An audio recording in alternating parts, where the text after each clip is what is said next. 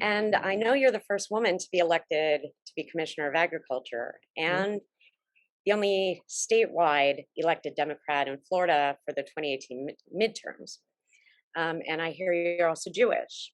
And my question is, what does it mean to you that you've made so much history? And do you feel you've had to be more aggressive when it comes to getting things done, being that you're a woman? Yeah, I actually, the other glass ceiling that I broke at the University of Florida was the first female to be elected student body president in almost 2 decades. And I take that very serious, that I know that I'm breaking through a lot of glass ceilings and showing other women and other young ladies and girls of anything is possible. But I also talk very clearly the fact that sometimes us women have to work a little bit harder. We need to show up earlier, stay later, because there is not equality yet. And so I do take these positions serious, that whenever I have an opportunity to embrace a young girl on the campaign trail, to show her what strength looks like, and to show her that anything, just follow your dreams, because anything is possible. Thanks for touching on some parts of your background. And more generally, why are you running for governor? Some of the things that I was taught at a very young age, growing up in Miami, was what we called tikkun olam in the Jewish religion, which means to heal the world. So every aspect of what I have done my whole life is giving back, whether it's my time at the University of Florida, to my time at the Public Defender's Office in Alachua County, fighting for my clients, to fighting for homeowners during the foreclosure crisis, to my time now as Commissioner of Agriculture. I've been somebody who has always wanted to give back and to do good. And after 3.5 years of watching up close and personal the destruction of what Ron DeSantis has done to our state, the divisiveness, the hatred, focusing on only two, we're creating two Floridas here in our state, one for the billionaires and one for everybody else.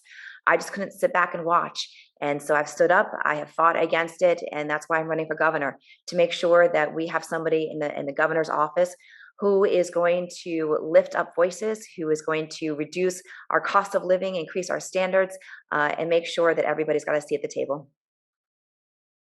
Yeah, you bring up Ron DeSantis, and I wanted to shift the conversation quickly to talk about your opponents. First off, with Charlie Crist.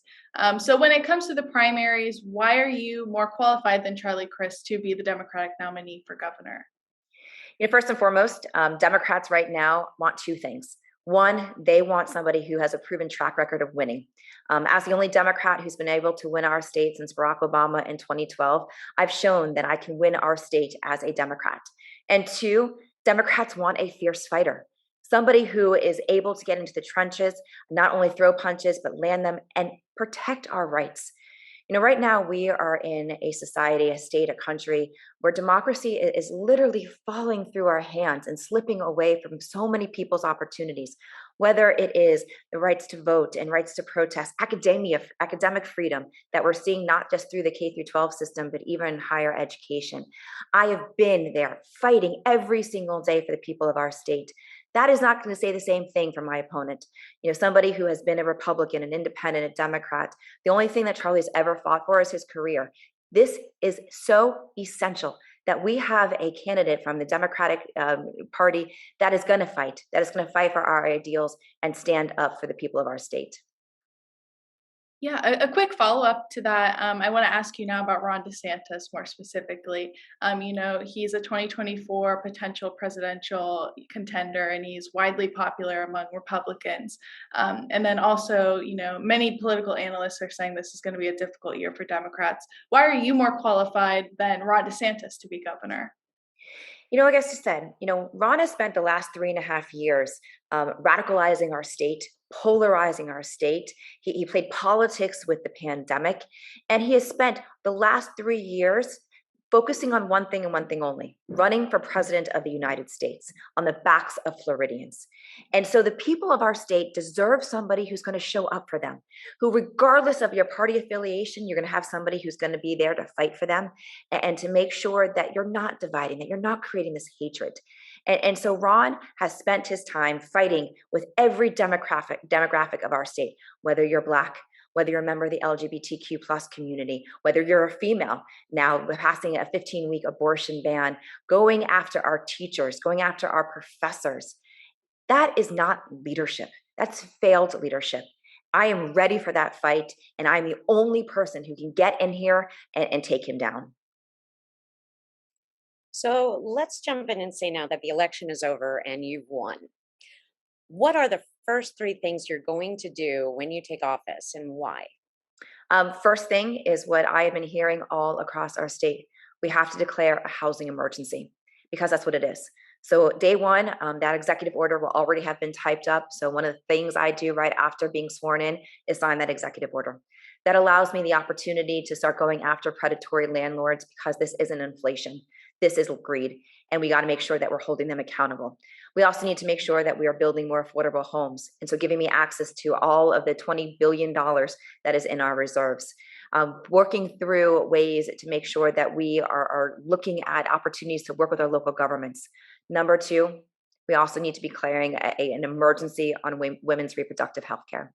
That way that every single woman who's in our state who needs access to reproductive rights, needs access to a safe abortions, make sure that they are safe, that they're not going to be prosecuted, that their doctors are not going to be prosecuted. That's number one, and that's number two. Number three, we got to be expanding Medicaid. That is also a failure that has happened here in the state of Florida. And so we've got to be crisscrossing our state, talking to our red areas, talking to our rural areas, and persuading our elected officials in Tallahassee that this is the right thing to be doing for the people of our state. So just a question about yourself and your background. You grew up with a Republican father and a Democratic mother. You were also the ag commissioner in a fully Republican state government.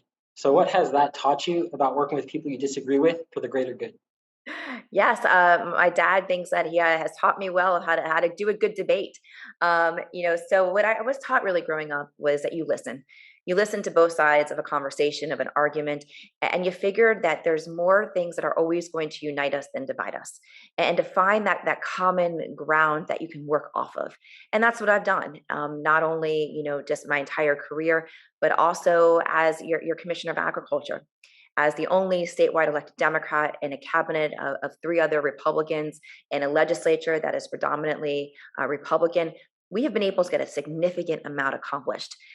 75 to 85% of every one of my budget proposals went through the legislature, creating the first ever hemp program here in the state that has been able to create over 12,000 jobs, $380 million of economic impact, 25,000 acres under grow to give alternatives to our farmers. That was about leadership. That was about talking to the people across the aisle saying, look, there are things that we can do together that are going to make a betterment for our state. And we got a lot of things accomplished. So you attended the University of Florida and are still acting as a strong alum of the university. How do you think Florida students will be impacted by the Republican censorship of educational materials and the legislation commonly referred to as Don't Say Gay? First looking at higher ed, I'm scared. I'm scared to see what is going on our schools right now, that we are seeing a time when the governor has taken away academic freedom. I remember back in school that if you didn't like a class and you didn't like a professor, you dropped them. And now you're sitting in a situation where you're asking your students and your professors their political affiliation and their ideology. And so what that does is that stifles conversation and that stifles debate. How to make sure that you have a well-rounded citizenry is to make sure that your students are coming out of your higher ed systems with information from all sides of a conversation so they can make judgment decisions of how they move their state forward and how they move their profession forward. And that's a really big concern. And my bigger concern is that where Ron DeSantis wants to actually go from here, that he was working on proposing legislation this past session that actually takes away power away from our university presidents and puts it into our board of trustees. Now, look, I was a past board of trustees when I was a student body president, and granted, all the individuals on the board that year appointed by Republicans, besides, as you know, the student trustee, as well as the chair of our faculty senate. Outside of that, every single trustee in the state of Florida for every one of our colleges and universities has been appointed by a Republican governor. And so to take away that balance that our university presidents need when they're hiring professors, they're offering tenure positions, they're making sure there's diversity on campus. And the fact that he wants to take that power away shows that this is one more step to creating an authoritarian regime here in the state of Florida. And the same thing is happening in our K through 12 system. I've talked to so many of our teachers across the state who have unfortunately gone through this new education civics course of what we are able to teach in our schools, what we're able to say and don't say. And unfortunately, you're going to see a population coming out of our school system that isn't diverse.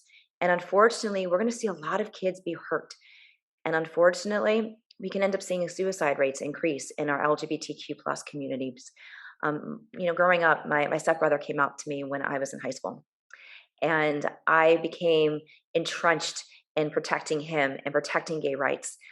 So this has been something that I have been fighting for my whole life. I can't imagine if he didn't have me, where he could have been today, if he didn't have a safe environment of people to go talk to. And that's a concern. And it's not even just for the students. I'm talking to teachers who are in same-sex marriages, and they can't put up their pictures of their spouses in their classrooms. What message is that telling to a good chunk of the population of our state that they're not accepted, that they're not welcomed, that there's something wrong with them? So we've got to make sure that we've got a governor who is going to reverse course on this piece of legislation, reverse course on what is happening in our schools, and make sure that we're truly creating an environment that people feel safe and that it's truly an educational environment. They should be more concerned about a pop-up quiz, that when pictures they're drawing of their same mom, two moms that they may have when they go home. Yeah, so another issue I wanted to talk to you about, which you had mentioned before, was abortion. Florida is admittedly a battleground for abortion right now, with the synagogue suing the state's 15-week ban, and then also Florida being shown in some recent polls to be the most pro-choice state in the South. What role do you think abortion is going to play in both the primaries and then also the general election? Significant. This is going to be one of those issues that we've already seen the polls change. And we've already seen, where the excitement on the ground is to look at who your governor and your legislators are, that we are mobilizing our base, that we're mobilizing not just Democrats. I speak to Republican women all the time who say, I might be pro-life, but this is not what we wanted. And in this primary, this is going to be one of those dividing issues, because look, Charlie Crist has been all over the place on this issue. In fact, when he was running back as either attorney general or governor of our state, he was supporting almost an all-out ban on abortions. He campaigned on being pro-life. He still to this day calls himself pro-life. This is not a time where we can question what actions he's going to take if he happens to be in the governor's office. We need true champions, true leaders, somebody who's going to fight, and somebody who's going to stand up for a woman's right to choose. And I am in complete agreement of that synagogue's lawsuit as also a member of the Jewish community. We are taught that life begins at birth, at breath. And beforehand, that fetus is part of the female body. Why should somebody else who has a different religious belief tell me how to believe and how to operate my body? And the same thing on the general election. 67% of Floridians did not want Roe overturned. They did not want this 15-week abortion ban with no exceptions for rape or incest. And when the decision came down to overturn Roe, Ron DeSantis was celebrating, was saying that these are great times and millions upon millions of people across our state and across our country are happy about this decision, and that he wants to take it a step further. This one issue shows the differences between myself and Charlie, and certainly myself and Ron DeSantis. Now we just have a couple of questions left. So I want to change gears a bit to some recent legal action that you announced. So why are you suing the Biden administration about marijuana access and gun rights? So when I ran in 2018, I made a promise to the people of our state that I was going to defend and protect our medical marijuana patients and make sure that they got access to this medicine that we all voted for. I've also been in the trenches for years and years beforehand, trying to get to legalization in Washington, D.C. And unfortunately, so many of our medical marijuana patients here in the state of Florida, which is in our Constitution, are still discriminated against, whether it is on housing, whether it is on employment. Our veterans can't get access to their VA benefits. And the other issue is that as a medical marijuana patient myself, and I've been very open and vocal about this, and as a single female, I can't go and purchase a gun. And so this is something that really not only is important to medical marijuana patients, but also is part of the bigger conversation of how we get to legalization in Washington, D.C. The issue deals with the fact that on the ATF form, it specifically states that you cannot purchase a gun if you happen to be a medical marijuana patient. This is not something that just started under the Biden administration. This has been going on for years upon years upon years. So we felt that utilizing the power underneath the Department of Agriculture to sue the Department of Justice and ATF was one of those tools that we had to finally get to legalization and to protect our medical marijuana patients. So you made it through the hard part. Our last question is kind of a fun one. If you could choose one book for everyone in Florida's government to read, what would it be? One book. Oh, wow. I should probably look behind my bookshelf and see which one. It's actually that there's a few. There's a few. One is what I see up there is my Race Manners book. So Race Manners was one of the classes that I took at UF. It was race and race relations. And talked through ways to understand diversity, to put yourself in somebody else's shoes, and to truly understand what it means to protect people. The second is actually a newer book, and that was by my friend Fred Guttenberg, who unfortunately lost his daughter in Parkland at the Marjorie Stoneman Douglas shooting. And he had a book that he wrote said, "Find Your Helpers." And this is a book that he went through kind of his journey during healing, finding out what had devastating, information about the loss of his daughter. And what it says is that you never know when somebody's having a good or bad day.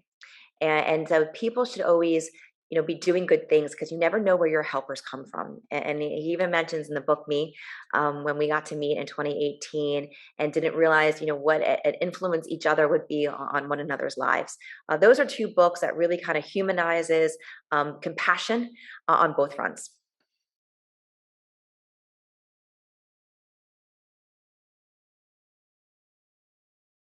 It is so important that we are engaging our younger generation because look, it's why we're doing this. It's making sure that we are protecting our environment, that we've got a good education system, that we have an economy that works for you, that when you graduate, that you've got a good paying job, that you can afford your house, that you can purchase a house. So everything that we do as elected officials should be to looking towards the next generation, making sure that we are empowering you all, giving you the tools to succeed. And of course, so much of who I am today is because of my time at the University of Florida, having gone for my undergrad, my master's, my law degree, my time at student government, the leadership skills that I got, the friendships that I still to this day, I have no doubt in my mind that if I hadn't gone to the University of Florida and had those friends and those experiences, I would not be Commissioner of Agriculture today and running for governor of the state. It was actually Lawton Chiles who used to say that it is harder to become president of the student body at the University of Florida than it is to run for governor. So I am testing his theory in person. So we really need everybody voting. We need people energized, excited about the primary, because we're going to need everybody to protect our democracy come November and make sure that Ron DeSantis is a one-term governor.